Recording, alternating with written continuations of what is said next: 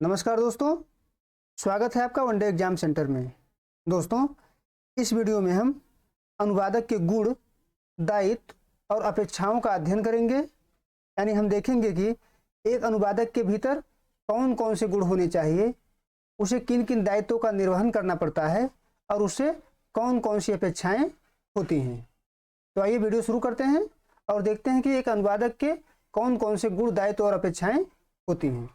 दोस्तों, अनुवादक ही स्रोत भाषा के पाठ को अर्थपूर्ण रूप से लक्ष्य भाषा में अनुदित करता है। यानी एक अनुवादक ही स्रोत भाषा को लक्ष्य भाषा में अनुदित करता है और अनुदित करने की इस प्रक्रिया को ही हम अनुवाद कहते हैं, या यही प्रक्रिया अनुवाद कहलाती है।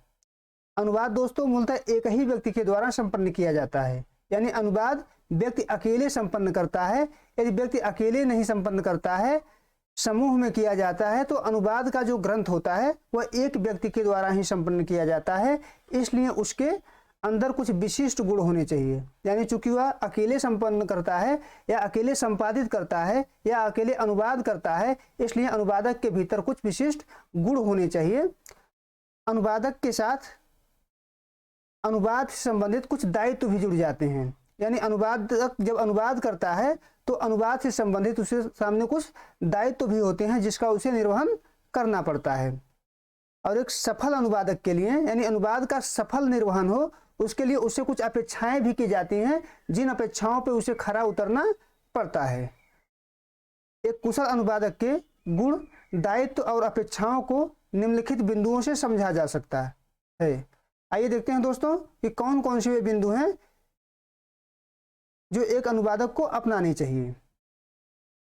पहला है, एक अच्छे अनुवादक को स्रोत एवं लक्ष्य दोनों भाषाओं का समुचित ज्ञान होना चाहिए। यानी जो अनुवादक है, जो अनुवाद करता है, उसको स्रोत भाषाओं की भी अच्छी जानकारी होनी चाहिए एवं लक्ष्य भाषाओं की भी अच्छी जानकारी होनी चाहिए। दोनों भाषाओं के संपूर्ण जानकारी के बिना अनुवाद संभव नहीं है। स्रोत भाषा का मतलब हुआ जिस भाषा से अनुवाद किया जा रहा है, और लक्ष्य भाषा का मतलब हुआ जिस भाषा में अनुवाद किया जा रहा है। एक कुशल अनुवादक को दोनों भाषाओं की संपूर्ण जानकारी होनी चाहिए। अगला है, अनुवाद से संबंधित विषय का संपूर्ण ज्ञान होना चाहिए। यानी जिस विषय पर अनुवादक अनुवाद करने जा रहा है, उस विषय से संबंधित संपूर्ण ज्ञान उसको होना चाहिए। यानी अगर किसी सांस्कृतिक ग्रंथ का अनुवाद कर रहा है तो उस विशिष्ट संस्कृति का उसे ज्ञान होना चाहिए, या किसी प्रशासनिक ग्रंथ का अनुवाद कर रहा है तो उस प्रशासनिक ग्रंथ का उसे पूर्ण रूप से जानकारी होनी चाहिए। यानी जिस विषय का वह अनुवाद करने जा रहा है, उस विषय की संपूर्ण जानकारी अनुवादक को होनी चाहिए। अगला गुण है, एक अनुवादक में व्याकरण का समुचित ज्ञान होना आवश्यक है। यानी अनुवादक के भीतर व्याकरण के नियमों का भी ज्ञान होना चाहिए। और दोस्तों, व्याकरण के नियम स्रोत भाषा के भी हो सकते हैं और लक्ष्य भाषा के भी होते हैं। दोनों के व्याकरण के नियमों का ज्ञान अनुवादक को होना चाहिए। अगला है कि कुशल अनुवादक के पास अपनी एक स्वतंत्र विचार शक्ति होनी चाहिए। यानी जो कुशल अनुवादक होता है उसके पास अपनी एक स्वतंत्र विचार शक्ति होनी चाहिए। ऐसा नहीं होना चाहिए कि स्रोत ग्रंथ पर ही पूरी तरीके से अनुवादक आधारित हो। स्रोत ग्रंथ के अतिरिक्त भी उसके पास अपनी एक विचार शक्ति होनी चाहिए, जिसके द्वारा वो चिंतन कर सके और स्रोत ग्रंथ में कुछ जोड़ सके, कुछ कल्पना कर सके, ताकि अनुवाद ग्रंथ जो हो, जो लक्ष्य ग्रंथ हो, उसे और अधिक रोचक बनाया जा सके। अगला है कि अनुवादक के पास लोकोत्तर मेधा और आनंद कौशल होना चाहिए। लोकोत्तर मेधा मतलब उसके अंदर एक प्रतिभा होना चाहिए जो लोकोत्तर हो, जिससे वह आसानी से अनुवाद कर सके। यानी अनुवाद करने की उसके भीतर प्रतिभा होनी चाहिए। और प्रतिभा कैसी हो कि उसे आनंद की प्राप्ति हो। यानी अनुवाद करने में उसको आनंद की प्राप्ति हो, उसे अनुवाद करने में आनंद आए। लोकोत्तर मेधा और आनंद कौशल एक अनुवादक के लिए बहुत ही जरूरी होते हैं, क्योंकि दोनों जो है अनुवादक को रुचि को बढ़ा देते हैं।